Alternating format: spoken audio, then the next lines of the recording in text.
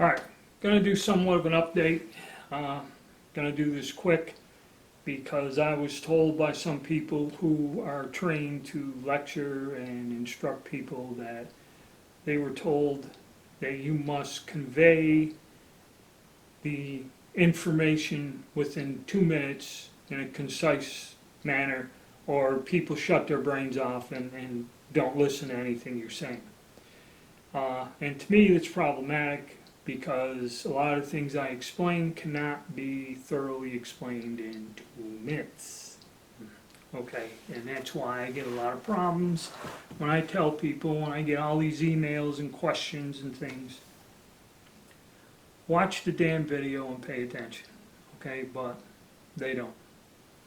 So, let's start off. I want to cover a couple topics. I'm going to try to do it briefly. First thing and foremost, and probably what the most people out there watching with the most limited attention span is Carcano ammo, be it 6.5 or 7.35. I did some videos explaining a lot of the questions people have about, brass, reloading, some of that stuff. People still send me emails asking about the availability of ammunition. And I've said in numerous videos, there is none, I have none, I do not have components, I do not have ammo, I do not have a source for any of this for the next year, year and a half. Okay, period. So you can ask all you want, but it's not there. And if that changes, the reason I set up the MeWe page is so I can announce to the group, hey, I found this, I found dyes, or somebody's advertising ammo or whatever. That's what the page is for, okay? Personally, the only thing I may do later on is have cast bullets available.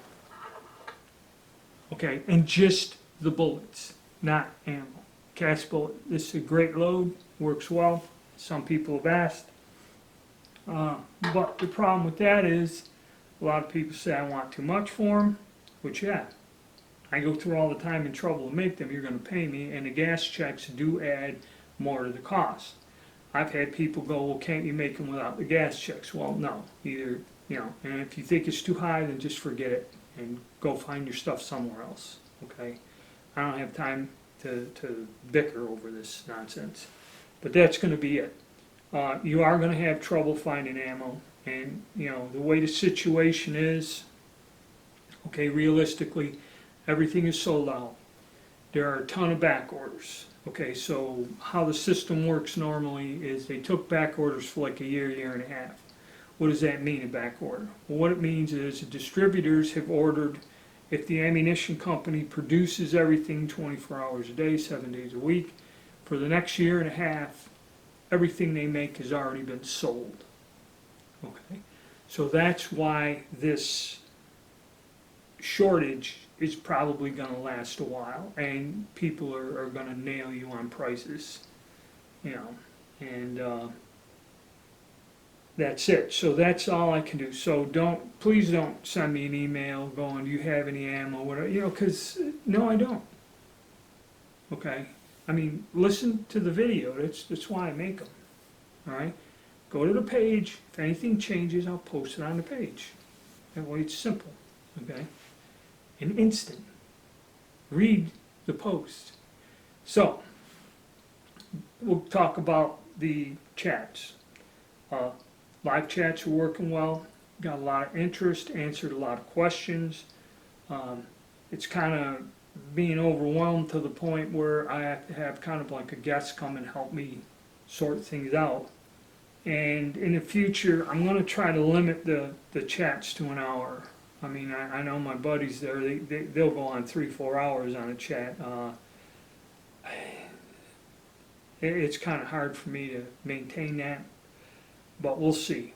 So we're working on the chat, and the chat was good. Got a lot of things out there keeping people aware of, going back to the shortage, where they said that some guy paid over $1,000 for an 8-pound keg of Varget.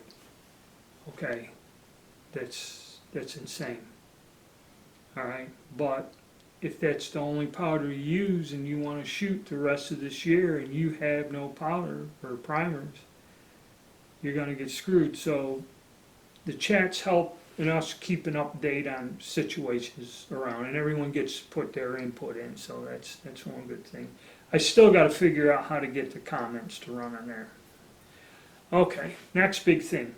From the chats and everything else, a lot of interest in the obsolete cartridges I make, and there are several of them that I work on and have developed something. Okay, so now I want to tell you this is extremely important. Pay attention. I've developed a new policy now when it comes to the obsolete cartridges. Okay, probably I'm going to have to make a separate video because no one's going to listen to what I'm saying here. All right, because of the way this is, you have to remember, you got a 140-year-old gun. You're fabricating a case, you're getting a custom-made bullet, and I'm using a technique to get the results, okay? People have asked me for load data. There is none. This is all worked up by myself. Okay, the bullets I get may not be exactly what was used in the ammunition from the period because I'm working around variances, tolerances, to get something modern in a smokeless cartridge that I can shoot accurately and safely through the gun. Okay?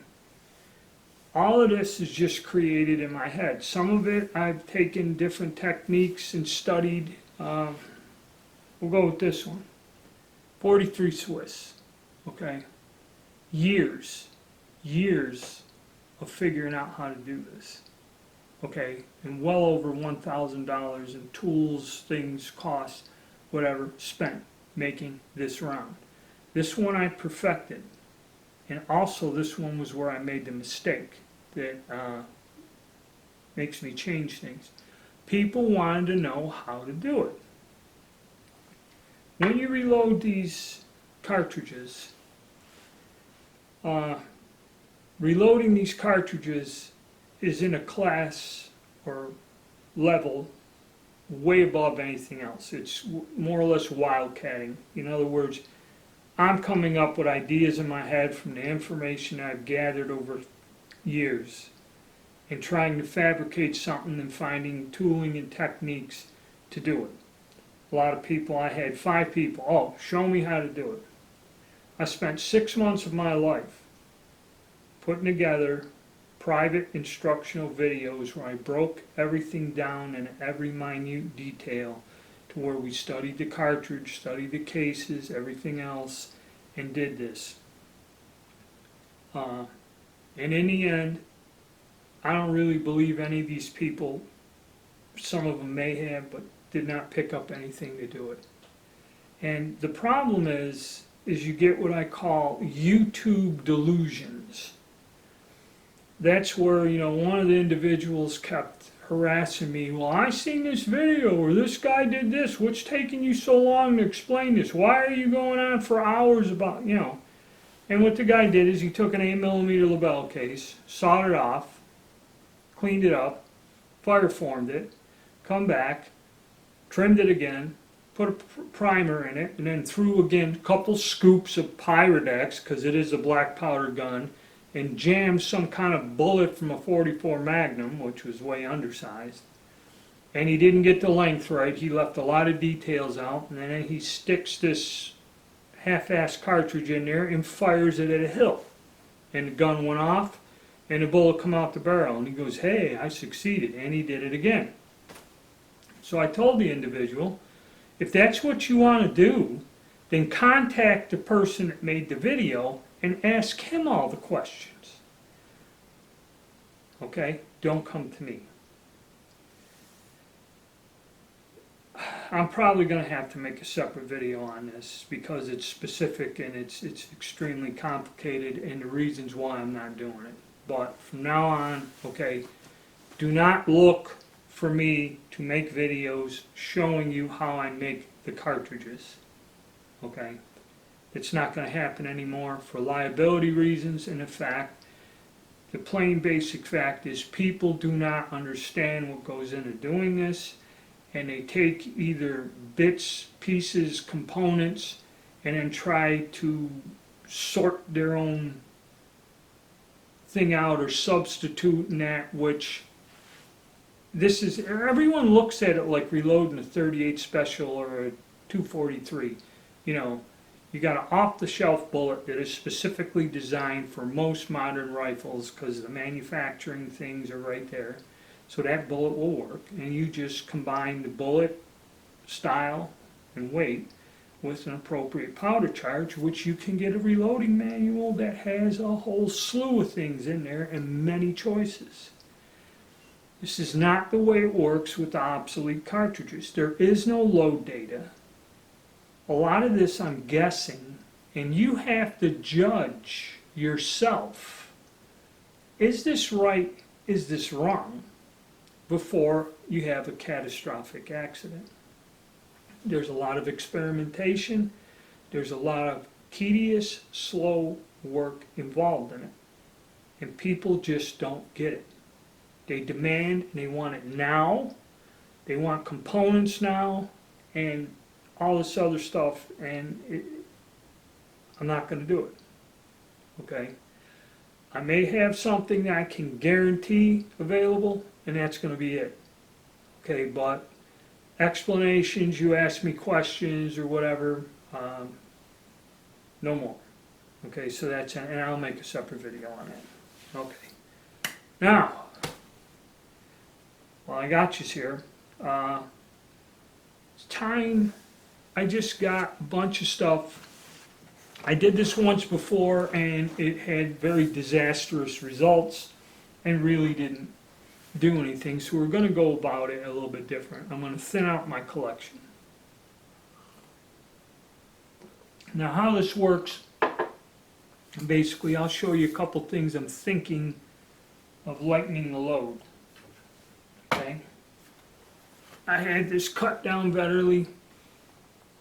It has been converted, okay, to center fire.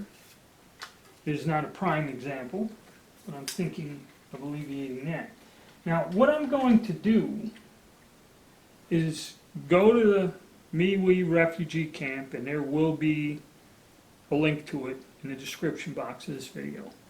And when I get around to it, I will post photos of the gun. And what you're going to do if you're interested in it, you are going to call me on the telephone and we will talk about it person to person. Okay? None of this, what are you asking for it or whatever. No. If you're really interested, you'll talk to me.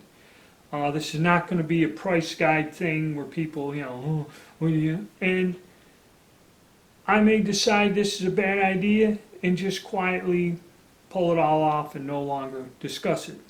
Okay, so do not contact me and go, how many did you sell and what did you get for them? Okay, this is not what's going on here. If you're interested in it, talk to me and we'll see. I got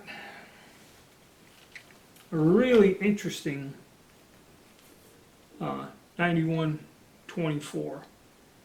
It's nice looking on the outside, but bore's a little warm. But something you're interested in, I'll have it up there. Now, I also have some highly unusual firearms. This was a French musket that was converted in Belgium to a 12 gauge single shot bolt action shotgun. Very unusual gun. I'm thinking of maybe parting with this. That'll be up there. Also have a little Verndl carbine. Not exactly a pristine example, but I got it in a grouping and collection. It's complete. It does work. I can make some sort of ammunition for it. Okay. This also.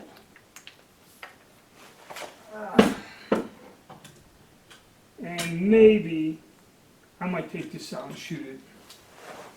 Remington roller in 43 Spanish. The bore is about good. I have fired this, and I do have some sort of a socket bayonet to go with it. And then I am tempted, but the Brown Manufacturing single shot conversion of a Enfield musket. I may or may not, I don't know. I'm kind of up in the air about this one.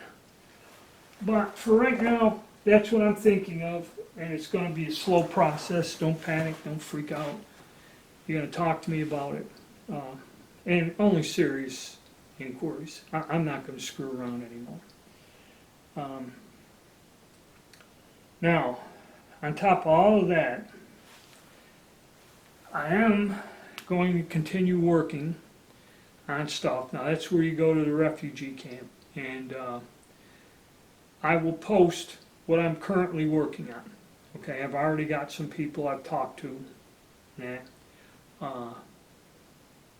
and what it looks like is probably a run of the Swiss and maybe the Italian, okay, because it's basically kind of the same process.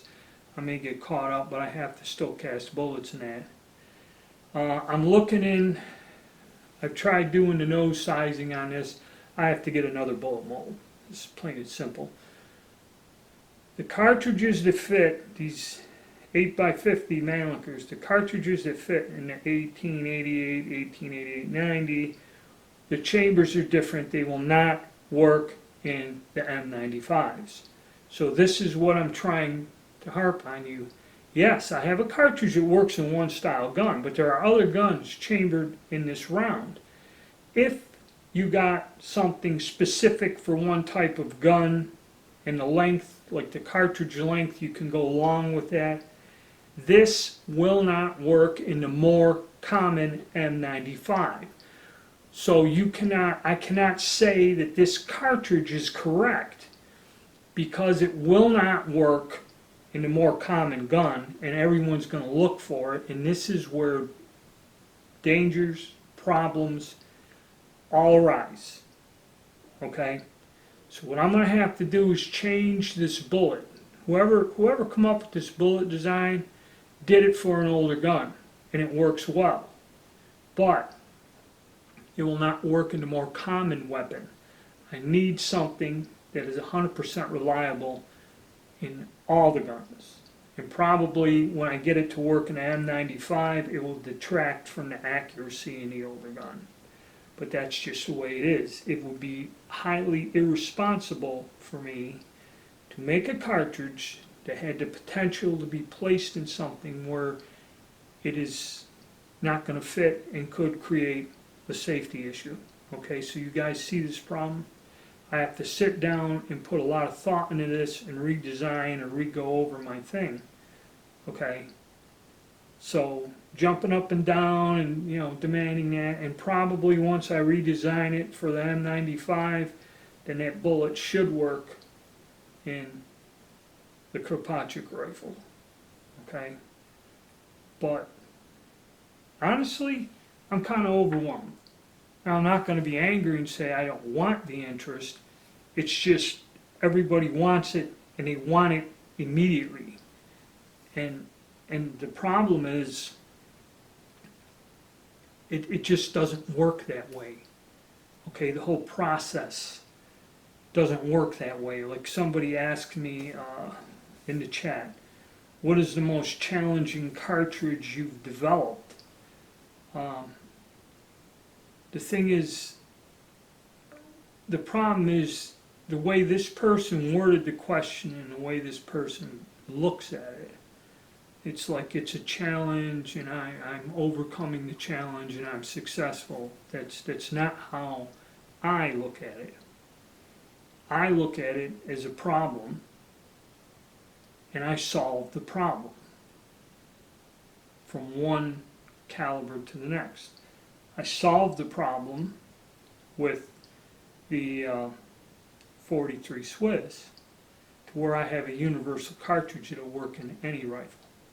There are some other different variations that only work in some guns, and one gun that I own that I really like, but I'm not going to ever mention that again. But I thought it would work in every gun when I first designed it. People bought bullets from me, hundreds and hundreds of cast bullets, and we had to throw that out the window because this design, bullet, and everything didn't work in their gun, and they never returned the bullets. So I sent like 400 or 500 bullets that I could have had here that I could use. You know, they did buy them from me, but now if I wish to do this, I must go recast all the bullets again. So that's why, don't jump the gun, give me time, and once I get something ironed out, and I may have something that'll work. And if I do end up with a cast bullet that works well, you know, I may end up just, you know, let some of them out. But it is challenging and it is hard. It's tiring. I spent all day yesterday working on it, so I got to go out today and spend all day again. All right, but I am working every day on trying to get this stuff done. And I've taken on another thing back with the black powder guns again. I have to test something. I will eventually be making paper cartridges for my 1860 and testing out a new product. So that's where we're at. Stay tuned, you know, let's stay calm, and you know, I am gonna do things a little bit differently here in the future. Okay, I'm sorry, but it just, in terms, for me to just do it and do what people ask would be grossly negligent and irresponsible. Okay, and that's what it is. I don't want to do that. And I don't want to fool anyone or lull them into, you know, this is the easy way to do it. And a lot of people, that's what they want. The thing is, people want stuff to be simple, easy, and inexpensive. Okay? I can't do that. Alright? Because it's not simple, it's not easy, and to do it right, it's going to cost you some money. That's the message I'm trying to send. Alright guys, stay tuned.